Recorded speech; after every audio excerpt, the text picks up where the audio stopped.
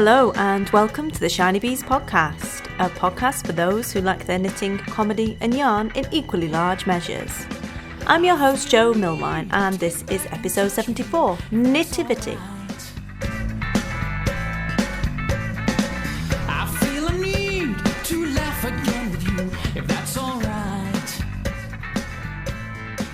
I need a drink, I need a friend. Hello and welcome to the show. A warm welcome to any returning listeners. I hope you're all well since last time I spoke to you. And if you are a new listener to the podcast this week, welcome in. Grab a seat. I hope you will enjoy what you find here.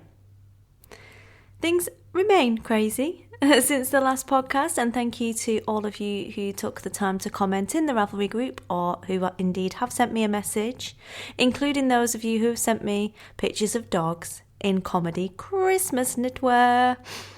It does make me very happy. It does make me very happy indeed to receive these pictures of hounds wearing ridiculous clothing, especially when it's a dachshund, because they just seem to be the ones. It's like a rule of life. They are the ones that get put in the ridiculous knitwear. But I love it. I don't even care. And my little doggies, the Wombat and Bowitzer, on their little jolly holiday still with our in-laws in Sussex. And I'm not going to lie to you, we've got minging jumpers. We've got minging Christmas jumpers, myself and the children, not knitted by me. And they're kind of matching family Christmas jumpers. And I want some little dog matching knitwear so we can have like a family photo, me, the kids and the dogs, snuggle up with our acrylic Christmas knitwear. Although the children's one is not too bad. It's 70% cotton, so they're pretty good. I quite like it. I'm not even sorry. I like my acrylic jumper, machine knitted, not created by me.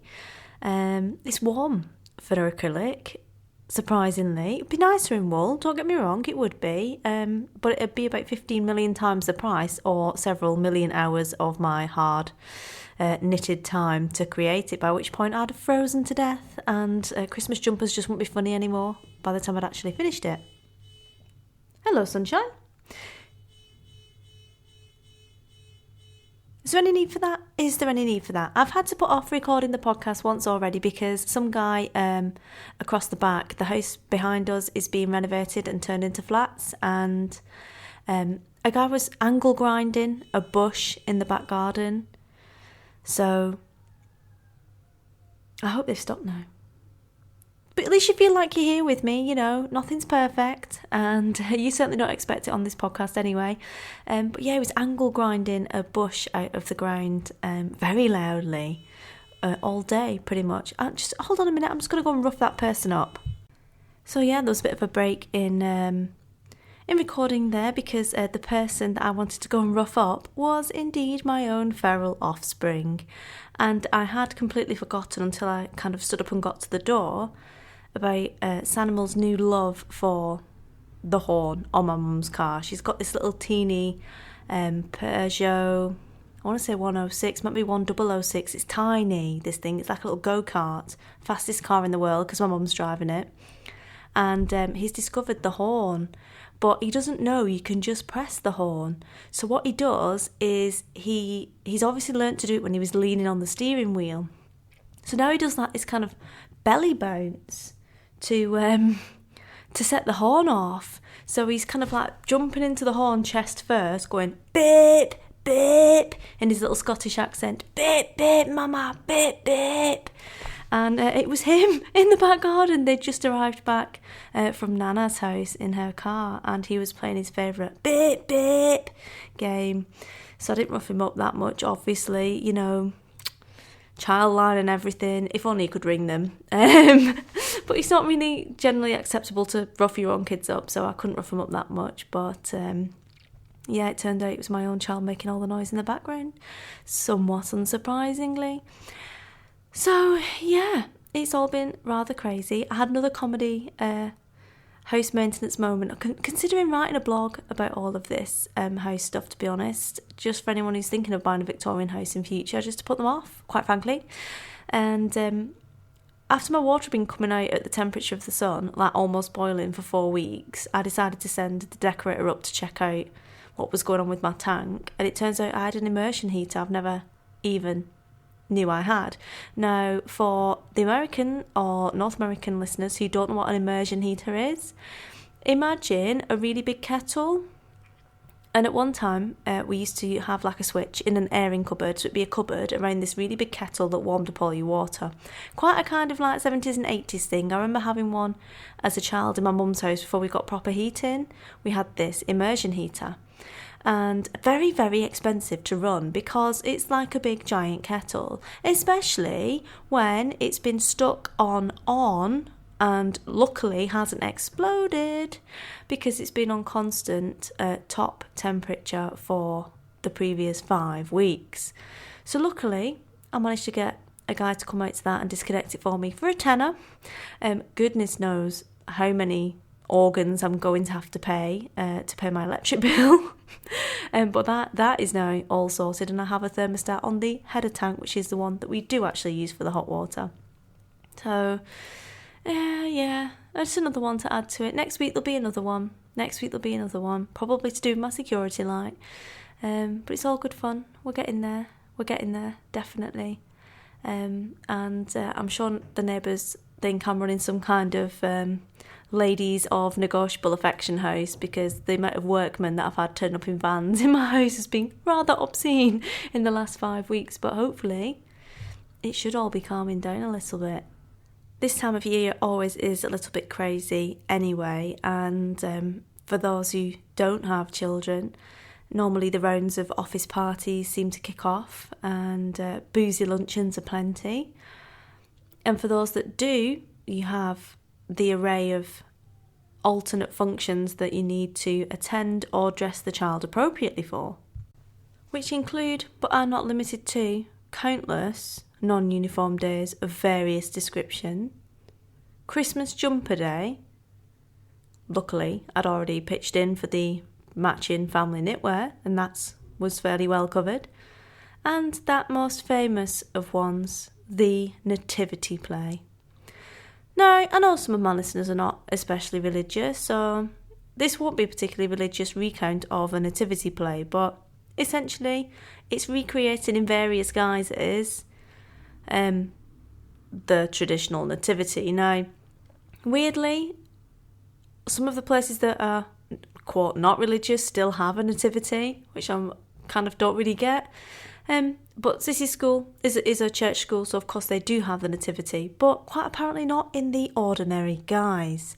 It was some kind of nativity mashup, glee type, all sorts of songs, little angel getting her wings. It was like a full-on production about this angel getting her wings, and not really that much about big old JC and his birthday, if you will. All the characters were there, but it was told from a different standpoint.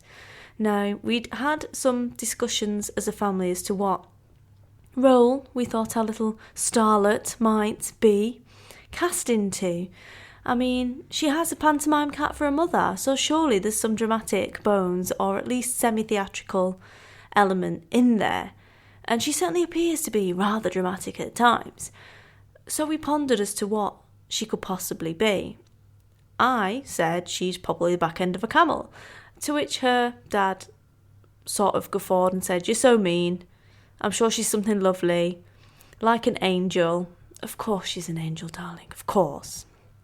And it turns out I had every right to be proud, an overly proud parent, because what was my little sissy? She wasn't Mary. She's nowhere near compliant enough for that. No. And the angel, despite fitting what seemed to be a very strong stereotype of blonde little girls with tinsel halos, and she would fit that kind of Photoshop sort of thing well, they were all blonde. It was really bad. I was like, this is a little bit ethnic cleansing, isn't it? I'm sure there are angels that are not blonde. And no, she wasn't an angel either. Sadly, no. My little sissy was a sheep. Yes, she was very proud. very proud. So she was wearing an outfit that can only be described as highly flammable. It was a white t-shirt with cotton wool stuck on it, but not an entire bag of cotton wool, just kind of randomly sort of scattered cotton wool, and a little mask that was made out, well, it's like a hat, it wasn't really a mask, made out of card with some ears and some more cotton wool, and they appeared to have recycled the hat pattern whilst making hats for what I thought were donkeys. Turns out they were camels. But yes, they sort of recycled the thing. So it had sticky up ears, and I never really associate camels with massively sticky up ears, but donkeys, certainly. The actual donkey, and I can hear some of you laughing along with this because you know exactly what I mean if your child's ever been in a nativity. The actual donkey had some crazy donkey outfit on, and it had massive ears, but these ears it made him look just like Yoda. It was like a little Yoda donkey. Really random. I was like, does that donkey look exactly like Yoda? And it wasn't just me that thought that it would appear. And they were doing some songs and some singing, and we'd managed to, as you always do, sit on the opposite side of the audience to where the beast was sitting,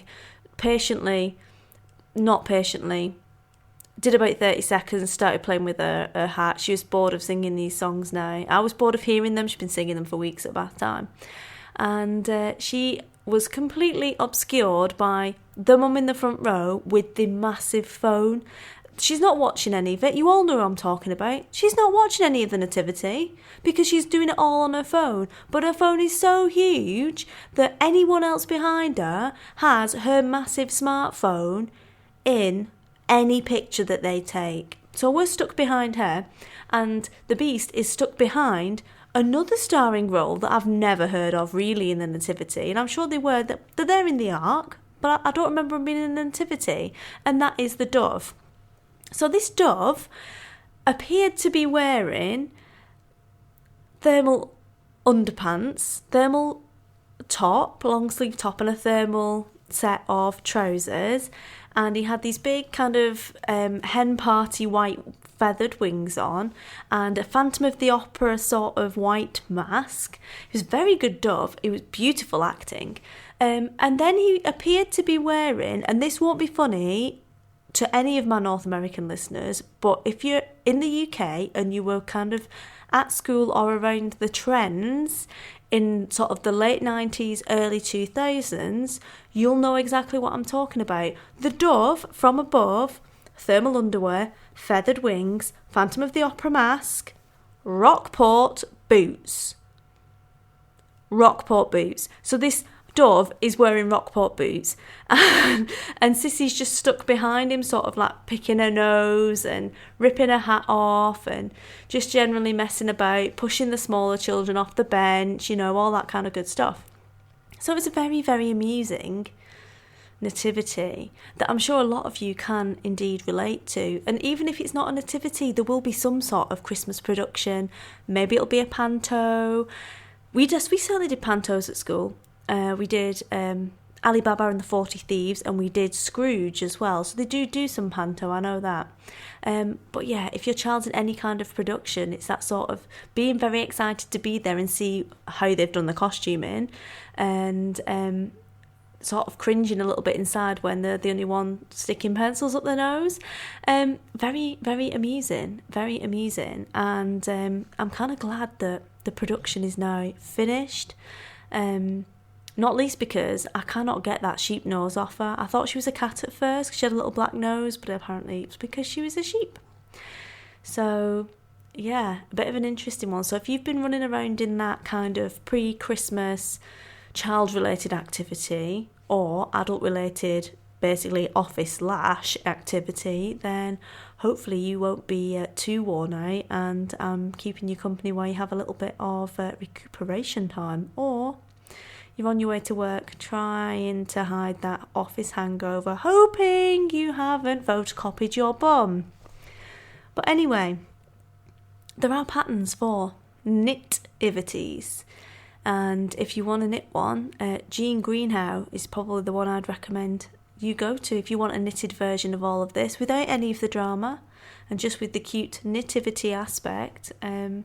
I'll put a link in the show notes to her book and you can go and knit a version instead. I would rather knit a version than go through the trauma of the Rockport clad Chavy Dove, Yoda the donkey, and Mary. She was just a total victim. It was just all happening to her. She wasn't even the star. It was the angel with no wings. So anyway, what else have I got for you today? I have some Enablers Corner, a little bit of pattern love, and we have a little bit of a sock surgery, kind of Christmas celebration / roundup. And that will conclude for today, apart from a little bit of news. So get yourself a drink. Mine was a Rooibos earlier, but I've moved on to the cider, actually. Some kind of girly cider stuff that tastes a bit like Ribena, because my guests left it. And put your feet up, get your knitting, snuggle under a blanket, and we will crack on with the show.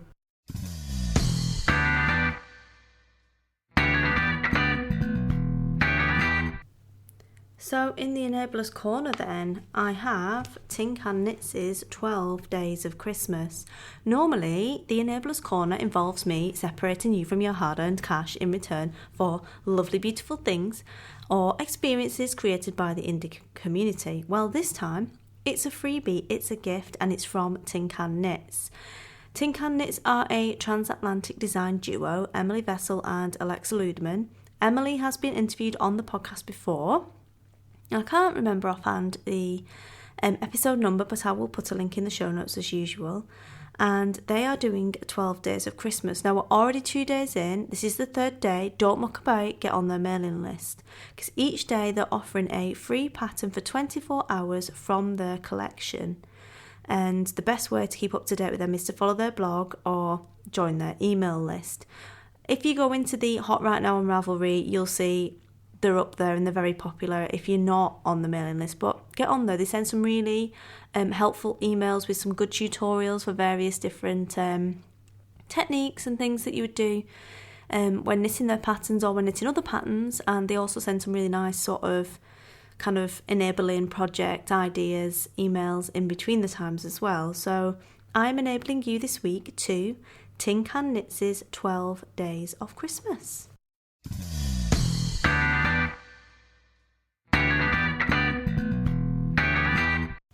So the sock surgery returns, and this will be the last sock surgery for 2015.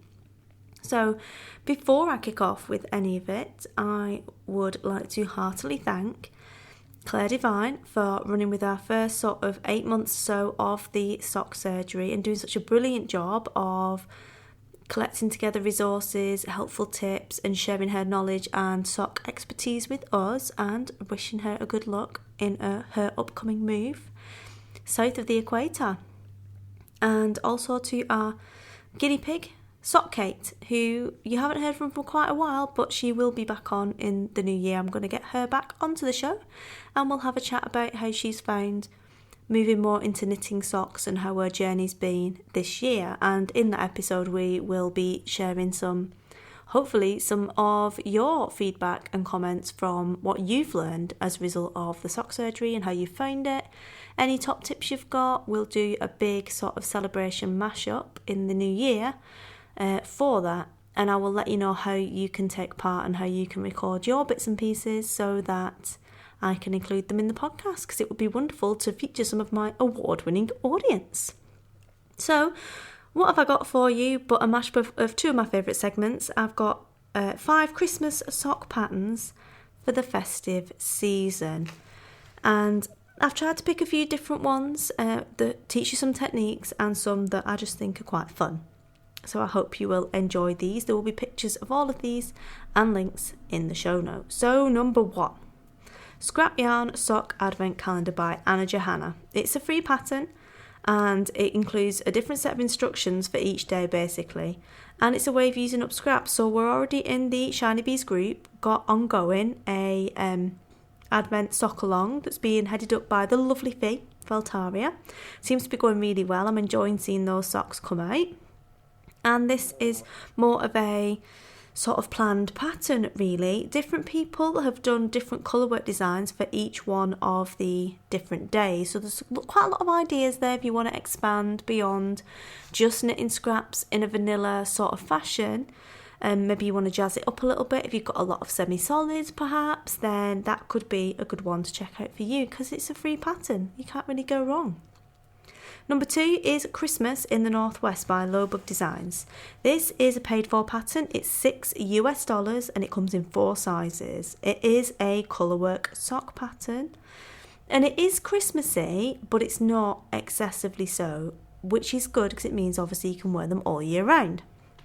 There are different kind of seasonal type motifs, such as a tree, and there's a little child and a few other different patterns going down the sock. It's a 2-coloured colourwork sock pattern, and enough to keep the colourwork knitter and the sock knitter interested without being ridiculously complicated and having multiple colours on the go. So that is Christmas in the Northwest by Lowbug Designs. Next one, I really like this one, is the Christmas Tree Socks by Charles D. Gandy. This is a plain white sock with red heels and toes. So we're in the kind of Christmas themed colours, and there is a green tree on the front of it, which has some beaded stitches in it to represent the Christmas lights on the tree. I think it's dead cute. I think it's a clever idea. It's a nice way to combine 2 different things and make a pair of jazzy socks, really. And you could use a red gear or something really cost effective, or what's that other one called? The one that comes with the reinforcing thread that you put in the toes and the heels. Oh, you're killing me, I can see it. It comes in a little sausage shape. They have it at Fluff. Go to Fluff and they have plain sock yarn. Fluff.co.uk.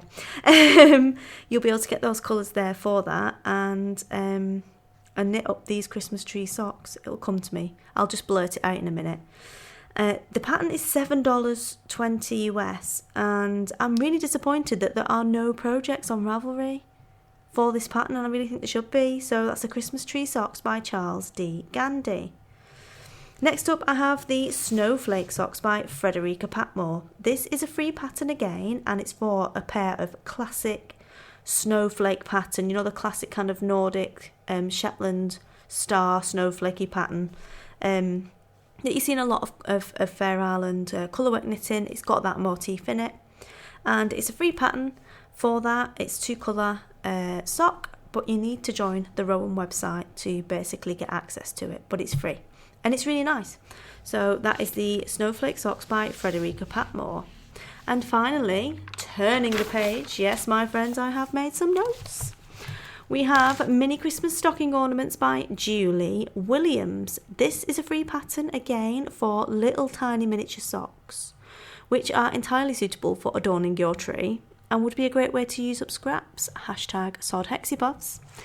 And basically, there has been developed a variety of different charts to use with the main pattern to sort of customise them further and try something a little bit different. You could make a whole series of them if you like. And it's a really good way to try stranded knitting if you've never done it before on a smaller canvas, or try your first sock by basically knitting the sock pattern but don't do the colour work. So there's a couple of good teaching options there for you in that one, and it is a free pattern, which, you know, winner chicken dinner or turkey dinner. So that's kind of seasonal, isn't it? Hate turkey, rubbish, not a fan of turkey. That is the Mini Christmas Stocking Ornaments by Julie Williams. So next week, because it's a festive week, I'm going to do something on baubles, because there are an awful lot of bauble patterns out there, and I'm going to pull together a few of my favourites to share with you, just to be a little bit festive, have a bit of fun, be a bit seasonal. I do like Christmas, and I know a lot of you guys do as well. So they were my top 5 patterns. There'll be links to those in the show notes, so you can go and check them out on Ravelry.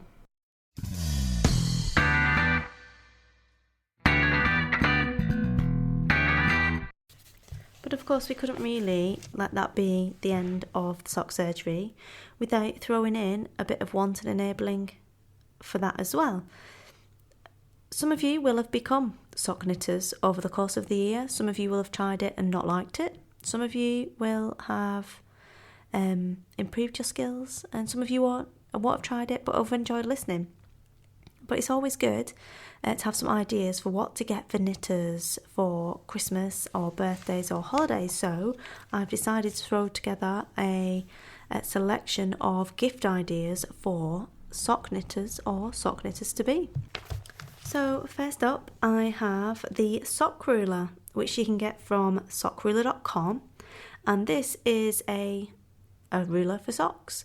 Instead of using a tape measure to measure your socks and it all getting a little bit emosh, you can use this handy plastic ruler that you kind of stick your sock over and it will measure your sock for you.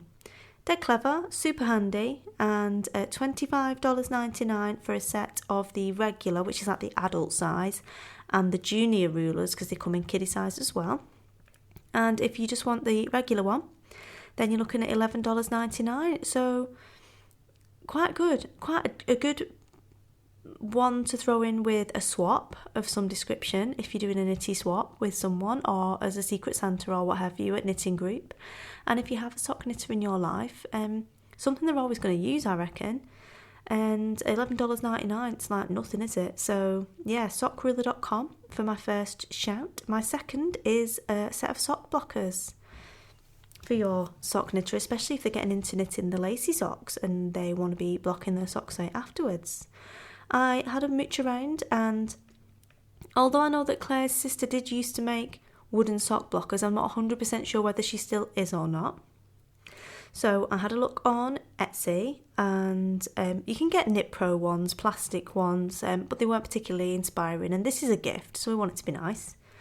And found Burning Impressions 2, the shop is called, and they do a big range of wooden sock blockers that come in a variety of designs, some of which are kind of cut out of the wood and some are sort of heat etched into the wood. There were some pretty ones with butterflies on that I could totally see Sock Kate loving.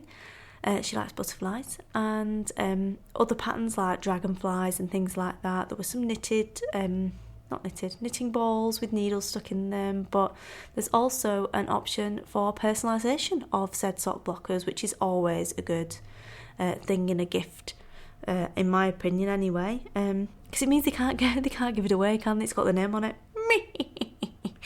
They are £15.87 plus delivery from Canada, so obviously if you're in Canada it'd be a little bit cheaper than that, and over here, yeah, $15.87, which again I think is a really good price for a handmade product, and they're really pretty and very, very nice. So they also do a junior size in their blockers as well. So that is Burning Impressions 2 on Etsy for the sock blockers. Then I thought about needles, and sock knitters always need more needles. There are never enough sock knitting needles for anyone's life, really. If you knit with DPNs, inevitably you'll drop one down the side of a seat and you never get it back, or through the floorboards is another favourite, especially if you're out in a pub or something, it goes through the floorboards. Dropping it through decking, off the side of a boat, whatever you want to do, losing DPNs is an easy thing to achieve for most knitters. And extra sets of DPNs can only be a good thing. I have a set of the Knit Pro Symphony DPNs, which has got all the sizes in from, I think it's from 2.25, no, it must be 2 all the way through to 3.5, which is quite a nice little packet. Comes in a little see-through sort of holder to keep them all in, and always handy to have those. Use those quite a lot. Or you can have a look if you're not that brave about going out and picking things, have a look what your knitter in question knits with. Do they use magic loops, or would they appreciate another set of needles for magic loop? I'm a massive fan of the high fixed for knitting magic loop. I think they're really good. Nice smooth join, nice cable that holds the weight of the knitting without being too stiff, and there isn't too much tension on that those joining stitches that you can sometimes get with the chow goo ones, because it's a bit more of a firm cable. That being said, I've seen a lot of people knit with them, with the chow goo ones, and they like them, so I know the Addy sock rockets are very popular, although I've never tried them. So maybe have a look what brand they have, and you can either try a brand that's quite similar, go into your knitting shop and ask what's similar that they might want to try out, or just buy another one of their standard size, stalk them on Ravelry, find out what size they knit their socks in, and buy another 80cm needle in 2.25 or 2.5mm in the brand that they usually use. I don't think they're going to complain at that, because you can never have too many sock needles. So the needles would be a kind of spy and buy, kind of more of a Sherlock type approach to choosing the item in question. Then I started thinking a little bit more outside the box and thought maybe it would be good to buy a gift that is an online class. Perhaps if someone is a knitter and they want to improve their skills, or if they want to have a go at starting, or they want to try something new. So I had a look around, and Silver's sock class is brilliant. It's how I learnt to knit socks, and is still free, and that's still sort of number one on the return for online sock knitting classes. But there is, of course, Craftsy. They have a range of affordable classes by some good teachers, nice videos, and there is a buy as a gift option on that as well, so it's all very, very easy to do. If it's a last minute gift, this could be a good solution for you. If you've been a bit stuck and haven't taken action, this could be a good option. The one I looked at was the Knit Sock Workshop by Donna Dracunas. That's on offer at the moment with 25% off.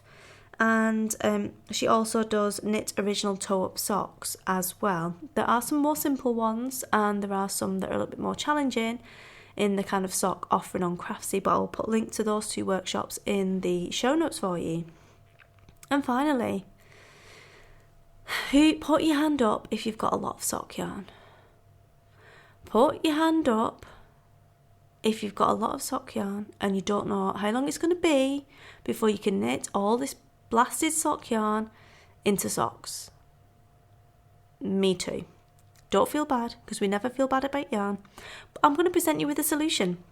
If you can't knit socks fast enough to get through your sock knitting stash and keep your toes warm, why not consider a sock knitting machine? This could be the answer to all of our prayers, people. Addy have got the Addy Express Professional Knitting Machine, which retails quite expensive. It's not going to be your average Secret Santa at £74.80. But you could be churning out socks on this thing. You've got a little handle, wind the handle, it knits the sock for you. You could have loads of socks, get it all over and done with. You get RSI. I think you'd probably need to come up with some kind of belt-driven system where you could just kind of power your children to power the sock knitting machine, perhaps, or some way of preventing yourself from hurting yourself by winding this little mini handle all the time. But that could be a good option for the sock knitter that has everything apart from a sock knitting machine, of course. The Addy Express Professional could be good. You can get it from Woolstacks Turville on eBay. I've used them before. They are good. They are a bricks and mortar shop as well. And I'm sure you can get that in any other Addy stockist in the US, Canada, Australia and further afield if you're listening there. So they are my recommendations for some sock knitting gifts for sock knitters. If you have any good shouts that you'd like to share with us, especially if they can be executed on the last minute for those of us who are maybe not quite on the timeline, get in touch and let me know and I will share them on next week's podcast.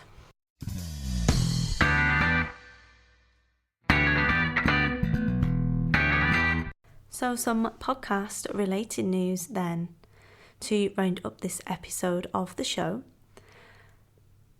And yeah, plans for next year are underway. I've got some exciting things that I want to share with you following on from your feedback in the listener survey.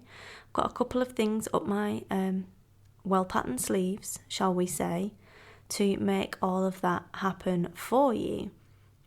I also need to look at the running and economics and everything else of the podcast as well. As you all know, I really love podcasting. I really enjoy chatting to you guys every week, which is why I do it, essentially. And you are officially an award-winning audience, which has been a real high point of the year for me, and it must be for you guys as well, to kick all of those, the business and marketing types of podcast into the long grass. I was a little bit smug. I'm very proud of my audience. I'm very proud of you guys and everything we have going on at Shiny HQ. It's a real privilege to be allowed to speak to you every week and entertain you in particular.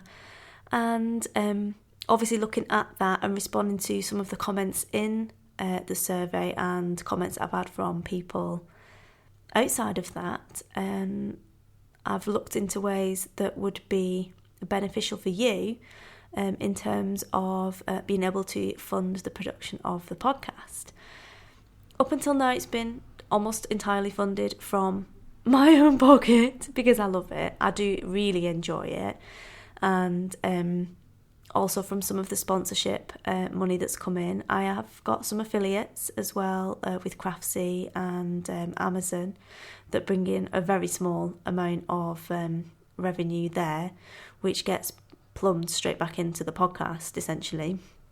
There are quite a lot of fees involved in terms of hosting fees for the website, hosting for all of the audio content on Libsyn, postage, arranging all sorts of random things. I just seem to kind of, well, I do just pay for it out of my own pocket because I enjoy it. But it's coming to the point now where I have to record during work time because the children are noisy, and quite often Millie's not around to spirit them out of the house like he used to on a weekend, to take them out of the way so that I can actually get some recording done. So it isn't an exaggeration to say that doing the podcast this year, cost-wise, has run into the thousands, if not double figure, 5 figures of thousands in terms of work time that goes into it.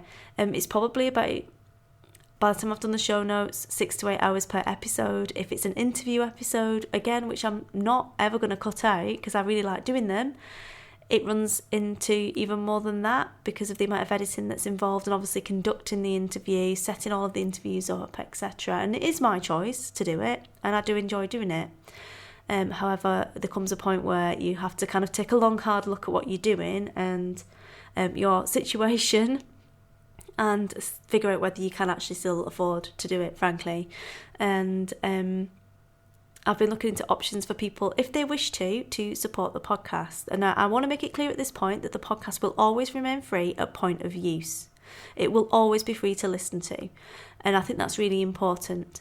But for those people who do want to kind of see the podcast continue on the schedule it's on, in particular with a weekly schedule, and to be embracing some extra things, because I have a lot of ideas that I really want to bring in, but at the moment I just can't afford to bring in unless I want my children to starve in a wet, leaky house. So I have set up a Patreon campaign, and that is at patreon.com. And that will be going live this Friday for those people who do want to support the running of the podcast, and it is entirely voluntary to do so.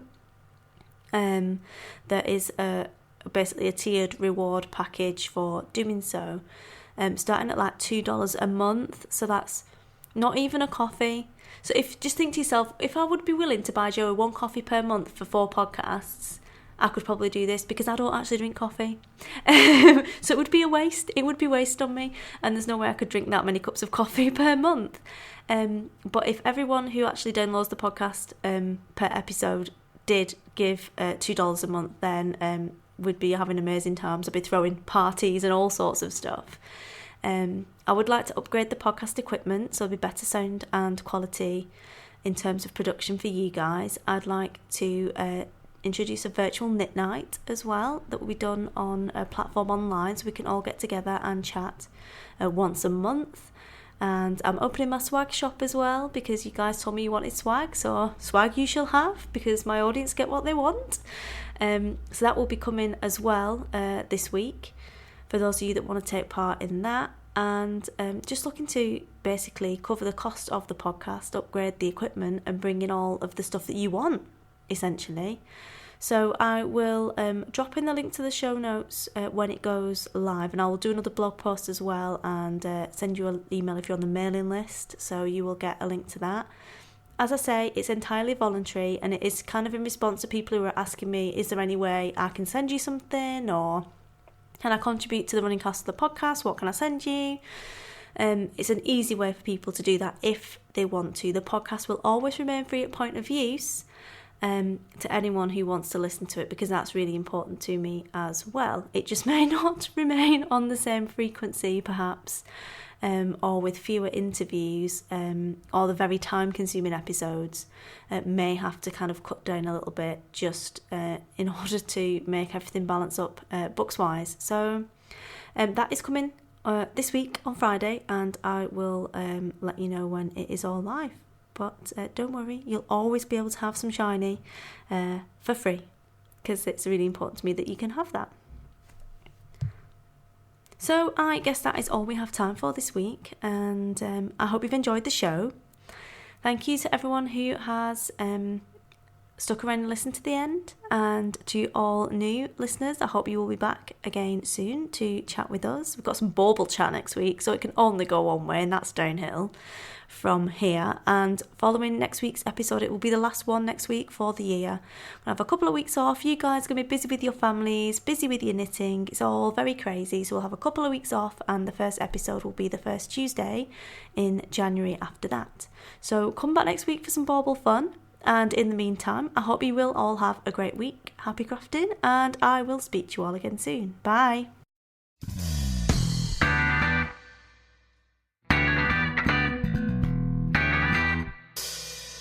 You've been listening to the Shinybees podcast, a podcast for those who like their knitting, comedy and yarn in equally large measures. If you'd like to get in contact with me, you can do so via the blog, or I'm Shinybees on Ravelry, Instagram, Twitter, Pinterest and Facebook. You can email me at shinybeesinfo@gmail.com. Music for this episode is provided by Music Alley, and it is Adam and the Walter Boys and I Need a Drink. I need a drink.